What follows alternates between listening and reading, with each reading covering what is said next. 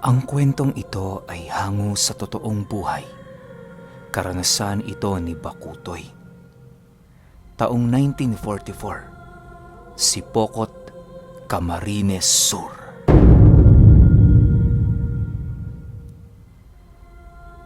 Itong mga panahong ito, nasa edad 21 taong gulang itong si Bakutoy. Nag-iisa na siya sa buhay sa kadahilan ng itinakwil na siya ng mga taong nag-alaga sa kanya mula pagkabata. Bagaman palaboy-laboy itong si Bakutoy, masaya naman siya kahit papaano dahil nakalaya na siya sa tanikalang nakagapos sa kanya sa dati niyang pamilya.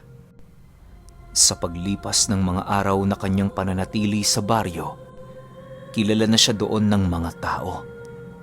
Kung saan saang bahay lang din siya noon natutulog para magpalipas ng buong magdamag.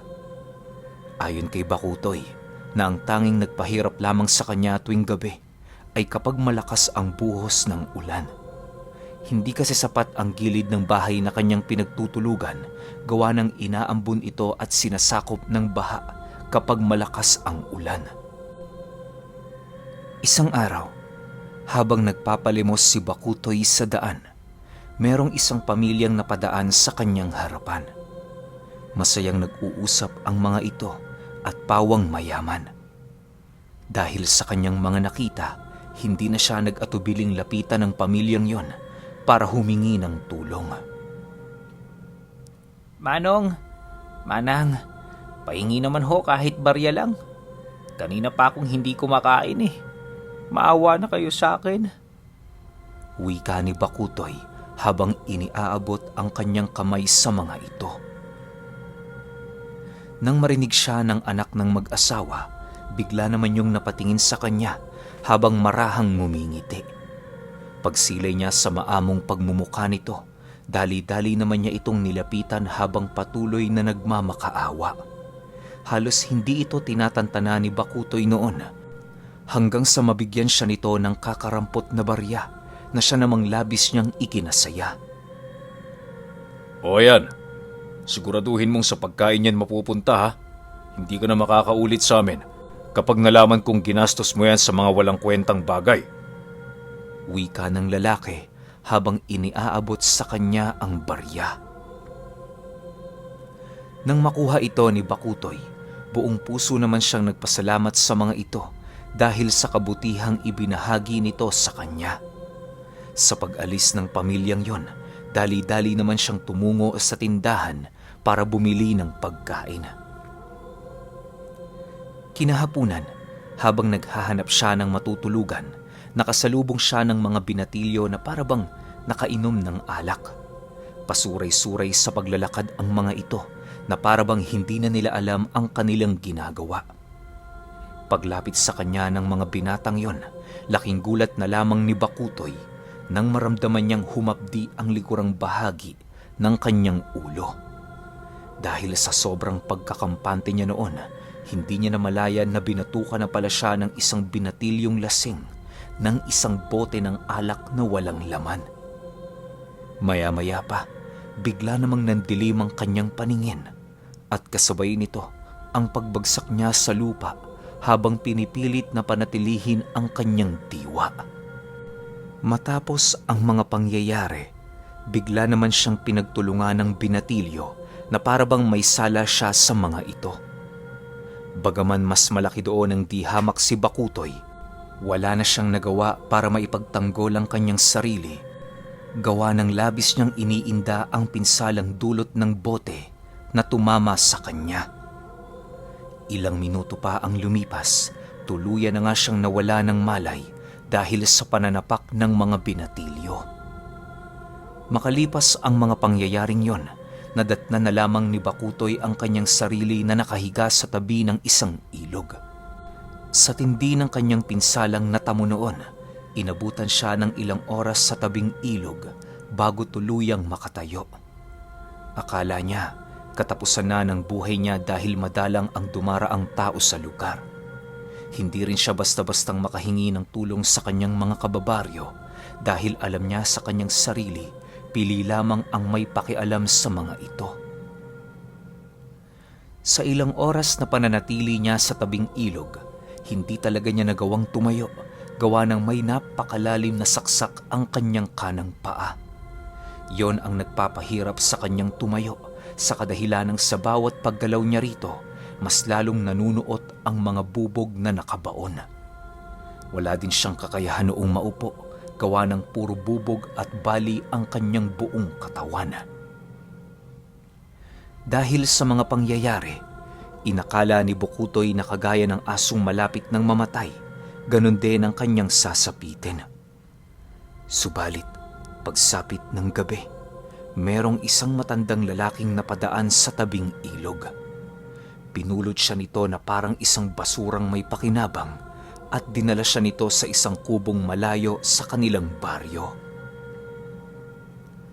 Habang nakahiga si Bokutoy sa kangga, panay naman ang kanyang pagtatanong sa kanyang sarili kung ano ang gagawin sa kanya ng matanda.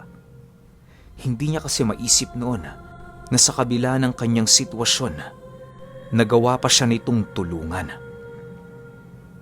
Sa pagdating nila sa kubo, dali-dali naman siyang inalalaya ng matanda patungo sa loob. Bagaman labis na kasuka-suka ang amoy ng bahay nito, hindi naman ito gaanong naapektuhan si Bokutoy sa kadahilan ng sanay na siya sa mga ganong amoy.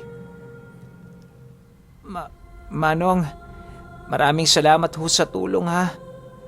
Nanghihinang wika ni Bokutoy sa matanda.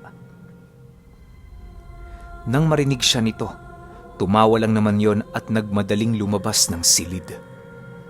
Ilang minuto pa ang lumipas, bigla naman yung bumalik sa kanyang kinaroroonan na merong daladalang isang baso na may lamang likido. Akala ni Bokutoy tubig ang ibinigay nito. Subalit pagtikim niya sa nilalaman ng basong yon, laking gulat na lamang niya nang maramdaman niya na lasang dugo ang kanyang natikman at dumadaloy ito sa lalamunan niya. Matapos itong maramdaman ni Bokutoy, kung ano-ano naman ang pumasok sa kanyang isipan, gawa ng hindi niya lubusang maunawaan kung bakit dugo ng hayop ang ipinainom sa kanya ng matanda. Dugo ho ba ito ng hayop, Manong? Tanong niya rito matapos niyang matikman ang kakarampot na nilalaman ng baso. Anong dugo ng hayop? Dugo yan ng tao, iho. Inumin mo para bumalik ang lakas mo. Huwag ka nang mantire kung nais mong mas mapabilis ang iyong paggaling. Hahayaan mo na lang bang habang buhay kang rumatay dyan sa higaan? Sagot naman sa kanya ng matanda. Nang marinig ni Bokutoy ang sinabi nito, doon na siya nagkaroon ng sapat na lakas para inumin ang nasabing likido. Wala siyang pakialam kung ano maging epekto nito sa kanyang katawan, sa kadahilan ng iisa lamang ang kanyang pagnanais. At yun ay ang bumalik sa normal ang kanyang pangangatawan at maipagpatuloy ang kanyang normal na buhay. Matapos niyang mainom ang dugo, sinabihan siya ng matanda na magpahinga dahil sa makakaramdam umano siya ng kakaiba sa kanyang sistema. 1 linggo ding malulumpo siya at 2 linggo siyang hindi makakakain ng mga normal na pagkain. Tanging tubig lamang ang maaaring pumasok sa kanyang katawan, kung kaya't asahan na niya ang matinding gutom at pamamayat.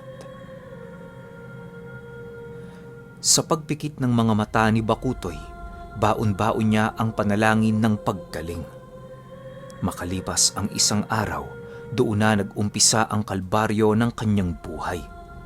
Iba't ibang demonyo na noon ang bumibisita sa kanya tuwing gabi na siyang pumipigil sa kanyang magkaroon ng mapayapang tulog. Bagaman nais nang kumawala ni Bokutoy sa impyernong kanyang kinaroroonan, nananatili siyang walang lakas dahil sa pagkabalda ng kanyang buong katawan. 1 linggo pa noon ang lumipas, halos kasing amoy na siya ng isang patay na hayop dahil sa hindi niya paglilinis ng kanyang katawan. Ni patak ng tubig sa kanyang ulo ay hindi na niya nagawa na siyang naging sanhi upang gapangan siya ng iba't ibang mga insekto kagaya ng mga nagsisilakihang kuto. Marami na din siya noong sakit sa balat at halos maagnas na noon ang kanyang paa dahil sa kawalan ng ehersisyo at bitaminang nakukuha sa araw. Sa pagsapit ng pangatlong linggo, doon na dahan-dahang nararamdaman ni Bakutoy ang kanyang paggaling. May nararamdaman na din siya noon sa loob ng kanyang katawan na parabang gumagapang, subalit ayon sa matanda, guni-guni lang umano niya ang bagay na yon. Matapos ang ilang linggong gamutan, naramdaman na nga noon ni Bakutoy ang labis na kaginhawaan. Kahit wala siyang kain sa loob ng 3 linggo, pakiramdam niya napakalakas pa rin ng kanyang pangangatawan. Nakakaya na din niya noong tumayo at makapaglakad na siya namang labis niyang ipinagpasalamat. Nang masipat siya ng matandang nakakatayo na, dahan-dahan naman siya nitong nilapitan habang nananatiling walang imik. Napakabango mo, iho. Kumusta ang 3 linggong pagpapagaling? Sulit ba? Bungad na tanong ng matanda nang masipat siya nito sa kanyang higaan na nakaupo. Pagkarinig ni Bakutoy sa sinabi nito, tanging pagngiti na lamang ang kanyang nagawa habang nananatiling walang imik. Sa paghawi niya ng kanyang buhok noon, laking gulat na lamang niya nang malaglag sa kanyang mahabang buhok ang napakaraming mga insekto. Dahil sa kanyang mga nakita, tinangka niya noong maligo, ngunit sa hindi malamang dahilan, pinigilan siya ng matanda.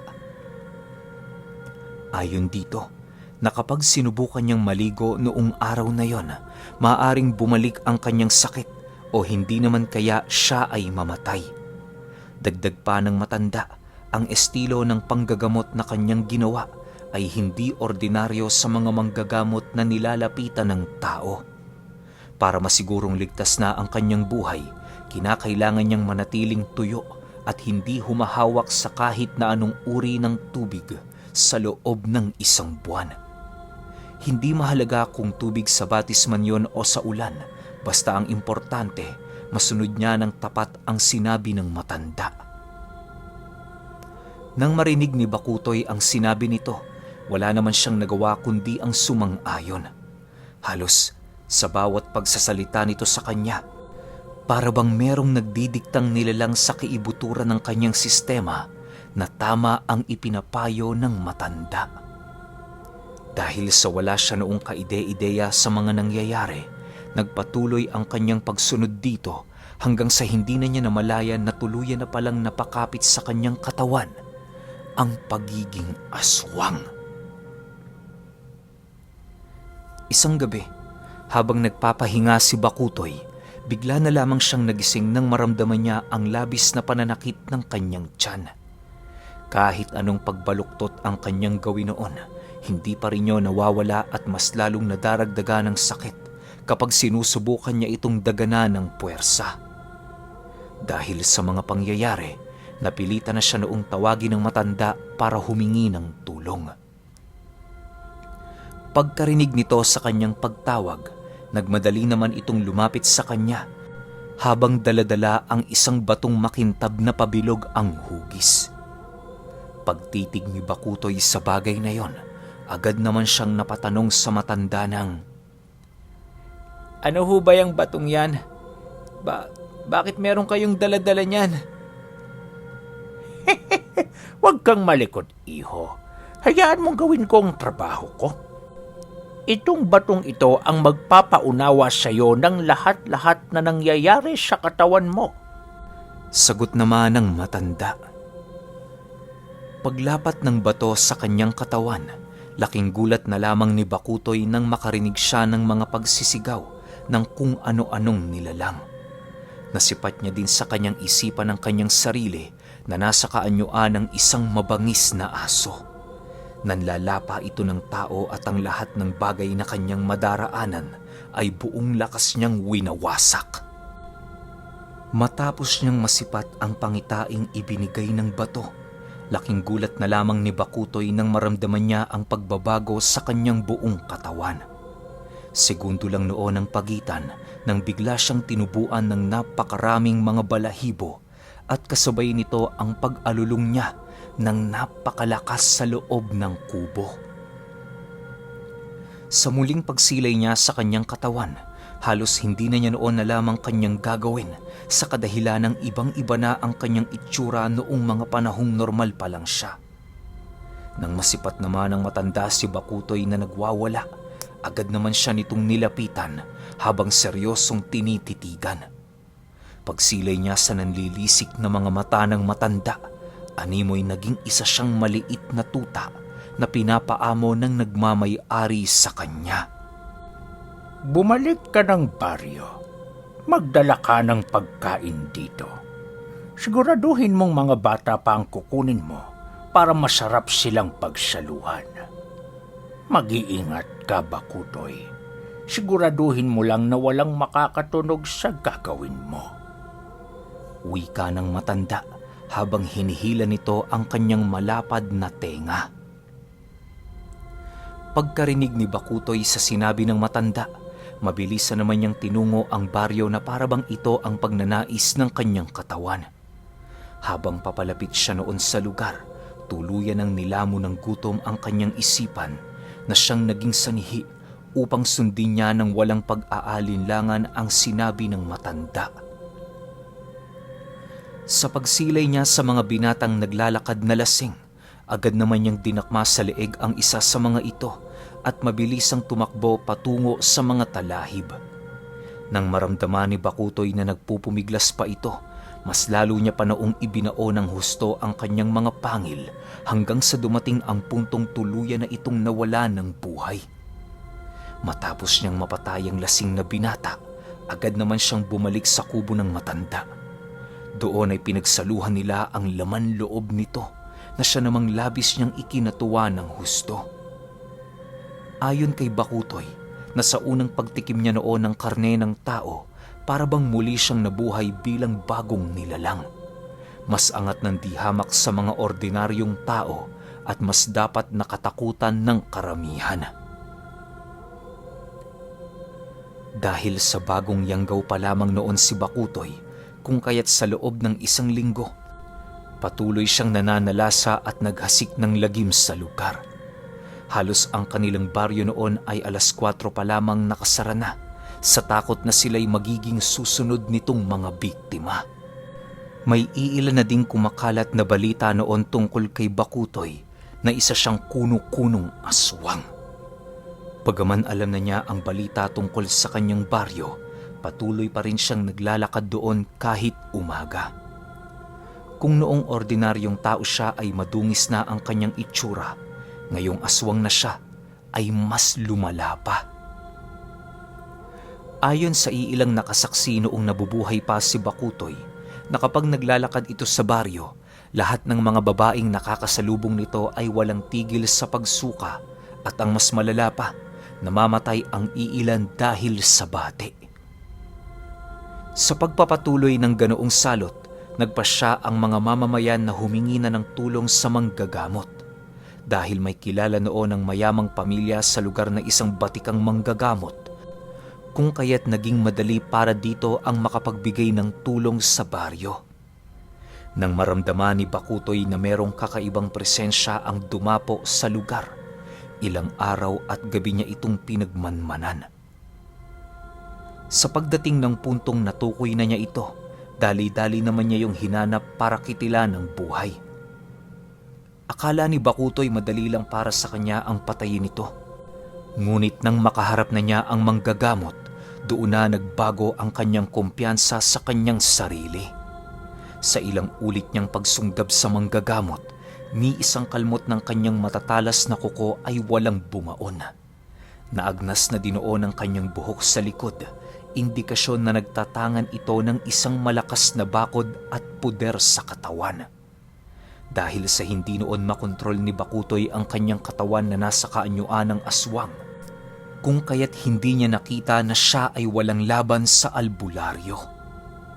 Kahit alam niyang dehado, patuloy pa rin siya sa pagharap dito sa pagbabakasakaling makakakita siya ng pagkakataon para kitilan yon ng buhay.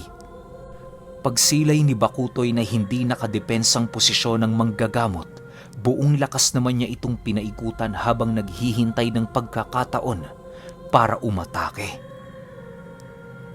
Malakas ka nga, pero sa bilis sinisiguro ko sa'yong hindi mo ko mahahabol. Wika ni Bakutoy habang patuloy na iniikutan ng matanda. Pagdating niya sa likurang bahagi nito, buong puwersa naman siyang sumugod sa paniniwalang magagawa niya yung mapaslang. Subalit bago pa man makalapit si Bakutoy sa likurang bahagi nito, laking gulat na lamang niya nang bigla yung lumingon sa kanya ng nakangiti. Dahil sa ginawa nito, napilitan siya noong umatras, subalit huli na para mailagan ang pinakawalang atake ng manggagamot. Pagtama ng buntot pagi nito sa katawan niya, mabilisan naman siyang nanghina hanggang sa dumating ang puntong kahit daliri niya ay hindi na niya kaya pang maigalaw. Sa pagpapatuloy ng kanilang labanan, tumagal lamang yon ng ilang minuto bago nito mapatay si Bakutoy.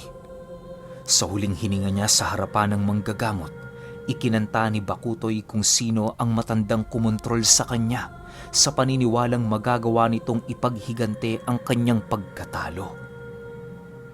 Nang mapag-alaman ng manggagamot ang tahanan nitong pinagkukublian, agad naman niya yung pinuntahan, dala-dala ang bangkay ni Bakutoy.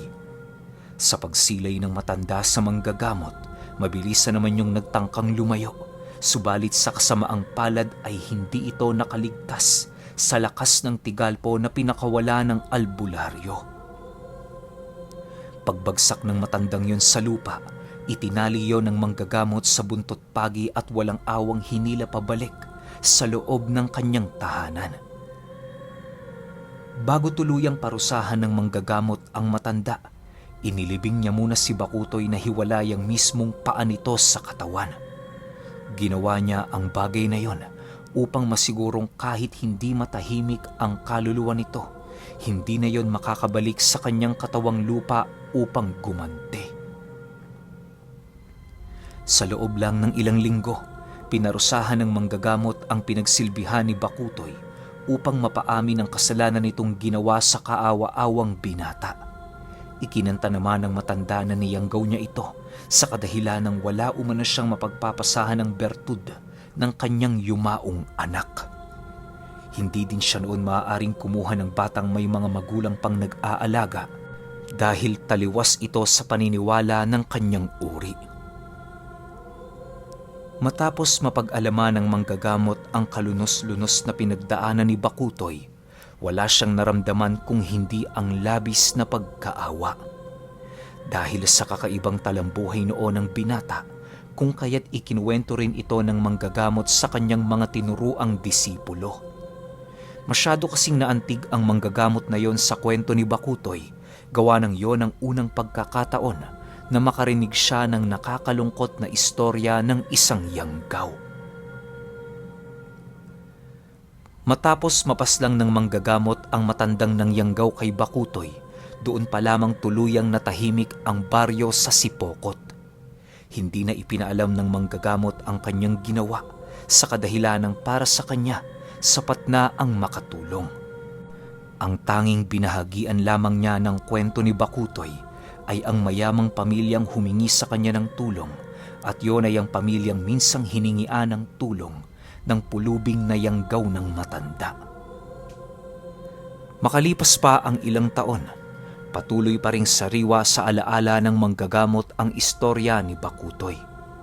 Nang makahanap na ito ng disipulong maaari niyang pagpasahan ng kanyang aral, inuna nitong ibahagi ang kwento ng binatang na biktima ng yanggaw. Bago mamatay ang manggagamot na yon, inilahad niya sa kanyang disipulo na kagaya ng pagpasa ng kanyang karunungan, gayon din ang kanyang gagawin sa istorya ng binatang na biktima ng aswang. Labis kasing naniniwala ang manggagamot na yon na tunay na nakakaantig ng puso ang kwento ni Bakutoy.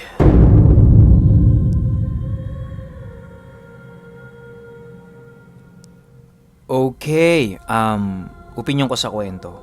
Totoo naman na nakakaantig talaga ng puso yung kwento ni Bakutoy.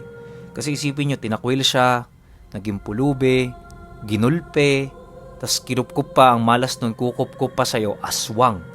Tapos gayang gawin ka pa, kailangan ka lang palang pasahan ng bertud. Talagang kahit sino naman siguro makakarinig nito, maaawa kay Bakutoy, di ba? Naawa talaga ako kay Bakutoy. Pero ang pinagtataka ko lang, ano kayang lahi ng aswang yung hindi pwedeng manalo ng bata na inaalagaan pa ng magulang, bawal yang gawin? Ang galing, no? Ngayon ko lang narinig yun. Ano kayang klaseng lahi ng aswang na to na meron silang sinusunod na ganung paniniwala? Pero ang kawawa naman dyan, yun nga, yung mga palaboy, yan, pulube, tulad ni Bakutoy. Pero wala tayong magagawa eh. Balita ko, sikat na sikat daw tong kwento na to sa buong Camarines Sur. Kung may mga listener tayo dyan na taga Camarines Sur, napagpasapasahan na daw tong kwento na to ng mga matatanda. Tandaan nyo year 1944, World War II. So baka meron kayong kalulolololohan dyan na alam yung kwento ni Bakutoy. Paki-comment naman sa baba. Yun lang. Hanggang sa susunod na kwento. Salamat.